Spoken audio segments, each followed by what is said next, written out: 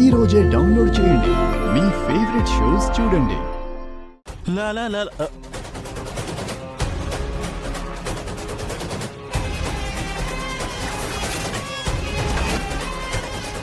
ఏంటి చాలా హ్యాపీగా ఉన్నట్టున్నావు. నీకెందుకు? వెళ్ళి నీ పని చూసుకో. అన్నీ కుదురుంటే నీ అంతే చూసేదాన్ని. నువ్వా? నా అంతా? నన్ను ఏం చేయలేవు. ఖచ్చితంగా ఈ పెళ్లి జరగదు, జరగనివ్వను. సరే చూద్దాం. హలో అక్క, ఏంటి ఫోన్ చేసావు?